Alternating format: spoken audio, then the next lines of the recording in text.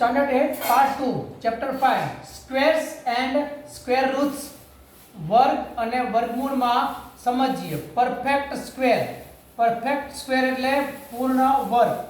હવે સમજવા માટે જુઓ, એક આને 1 ને ધ્યાનમાં લો, એક આ 4 ને ધ્યાનમાં લો, ત્યારબાદ આ 9 ને ધ્યાનમાં લો, ત્યારબાદ આ 16 ને ધ્યાનમાં લો. અલગ કરીએ. 1 4 9 અને 16 બધી સંખ્યાઓમાંથી મેં આ નંબર્સ સિલેક્ટ કર્યા, કારણ કે 1 નો સ્ક્વેર 1 થાય, 2 નો સ્ક્વેર એટલે 2 2 ઝા 4, 3 નો વર્ગ 3 સ્ક્વેર 9, 4 સ્ક્વેર એટલે 16.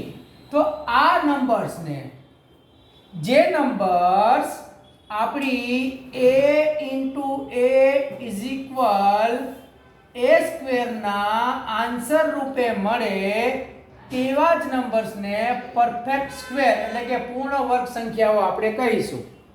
એમ I right? Are you understanding?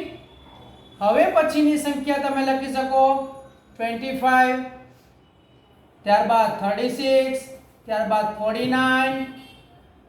આ બધી સંખ્યાઓ અનંત છે. અનંત એટલે 3 ટપકા તમારી સામે 3 ડોટના મતલબથી સમજવાનું છે. they are infinite. હવે જુઓ, આ 2 ને 3 ને આપણે સ્કીપ કર્યા, 5 6 7 8 ને સ્કીપ કર્યા.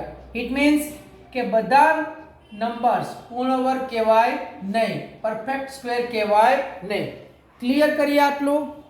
આગળ વધીએ સમજવા માટે બીજી વાત. હવે અગત્યની વાત, આ જુઓ નંબર 1 અને એન્ડ એટલે અને નંબર 9. આ 1 અને 9, આ 1 અને 9 ને તમે જ્યારે આ રીતે મૂકો છો, મતલબ 1 into 1 એટલે 1 સ્ક્વેર, તો આન્સર આવે 1. એવી જ રીતે 9 into 9 એટલે બને 9 સ્ક્વેર, તો 9 9 ઝા 81. તો જ્યારે તમે આ 1 અને 9 વાળી સંખ્યા, જેમ કે 1 આ રહ્યું 1, 21 માં 1, 31 માં 1, 41 માં 1, પછી 9 જુઓ, 9 19 માં 9, 29 માં 9, 39 39 માં 9, 49 માં 9. જે સંખ્યાના યુનિટ પ્લેસ ઉપર શું હોય? 1 હોય અથવા 9 હોય, તો તમે એનો સ્ક્વેર કરો ને તો પરફેક્ટ સ્ક્વેરમાં લાસ્ટ ડિજિટ હંમેશા 1 જ આવે. ફોર એક્ઝામ્પલ 11 છે, તો 11 નું પરફેક્ટ સ્ક્વેર આવે 121. તો અહીંયા જે 1 છે એ આ રૂલ મુજબ સાબિત થાય છે. હવે નંબર નેક્સ્ટ ઉપર આવીએ. જુઓ, જે નંબરના યુનિટ પ્લેસ ઉપર 2 હોય અથવા 8 હોય, ફોર એક્ઝામ્પલ જુઓ, 2 12 માં 2, 22 માં પણ 2, 32 માં પણ 2, 42 52 62, 8 એટલે 8, અહીંયા 18 માં 8, 28 માં 8, 38 માં 8. જે નંબરના યુનિટ પ્લેસ પર 2 અથવા 8 હોય અને એનો તમે સ્ક્વેર કાઢો, તો પરફેક્ટ સ્ક્વેરમાં લાસ્ટ ડિજિટ એટલે કે યુનિટ પ્લેસ હંમેશા 4 જ આવે. કરી જોજો. 2 into 2 કરો, 12 into 12 કરો, 22 into 22 કરજો, 8 into 8 કરો, 18 into 18 કરજો. ઓલવેઝ યુનિટ પ્લેસ ઉપર તમને જોવા મળશે 4 4 અને 4. હવે ત્રીજો નિયમ, 3 હોય કે 7 હોય. ફોર એક્ઝામ્પલ 3, 1 3 માં 3, 2 3 માં 3, 3 3 માં 3, 4 3 માં 3. લાસ્ટ નંબર 3 છે. એવી જ રીતે 7 17 7, 27 માં 7. તો જે નંબરના એન્ડમાં યુનિટ પ્લેસ ઉપર 3 હોય અથવા 7 હોય, એનો તમે જ્યારે સ્ક્વેર કરો તો પરફેક્ટ સ્ક્વેર માટે કે પૂર્ણ વર્ગ માટે જે સંખ્યા મળે ને એના લાસ્ટ ડિજિટમાં 9 હોય અને હોય જ.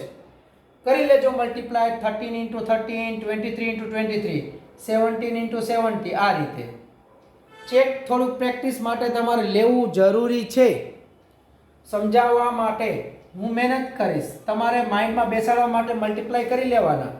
પછી જો 4 અને 6 સેમ વે 4 14 24 6 16 26 અહીંયા શું કહે છે જે નંબરના યુનિટ પ્લેસ ઉપર 4 હોય કે 6 હોય 4 હોય કે 6 હોય 4 હોય કે 6 હોય તો એ હંમેશા તમને યુનિટ પ્લેસ ઉપર 6 જ આપશે હંમેશા 6 જ તમે 4 4 16 6 આવ્યા 6 6 36 6 આવ્યા તો સેમ વે કોઈ પણ નંબરને તમે તમારી રીતે મલ્ટીપ્લાય કરશો પણ કન્ડિશન આ યાદ રાખવાની કે 4 અને 6 હોય તો 6 જ મળે 3 કે 7 હોય તો 9 જ મળે 2 or 8 હોય તો 4 જ મળે જો કોઈ નંબરના એન્ડમાં યુનિટ પ્લેસ ઉપર 5 હોય એકમના સ્થાને 5 હોય તો હંમેશા 5 જ મળે જો 1 0 હોય તો ડબલ 0 થઈ જાય લાસ્ટમાં અને જો ડબલ 0 હોય તો 4 0 થઈ જાય કેવી રીતે જુઓ 10 માં એક જ 0 છે તો 10 × 10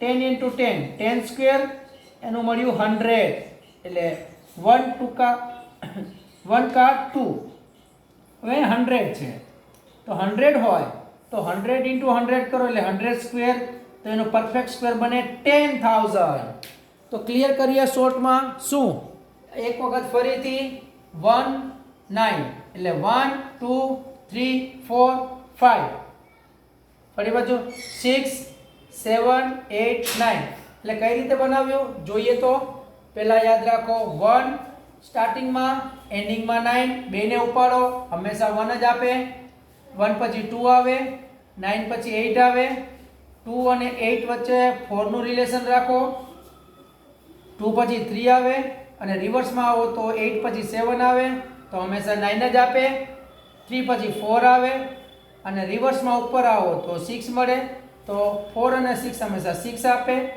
તો આ મેં તમને રિવર્સ આપી દીધું કે 1 2 3 4 5 હોય તો 5 જ આપે 4 5 6 7 8 9 ટ્રીક હું તમને એટલી આપીશ કે તમે તમારા માઇન્ડને રીસ્ટાર્ટ રીકન્ટિન્યુ કરી શકો જલ્દી મળીએ નેક્સ્ટ વિડીયોમાં થોડી વધારાની માહિતી સાથે આશા રાખું છું ક્લિયર થતું હશે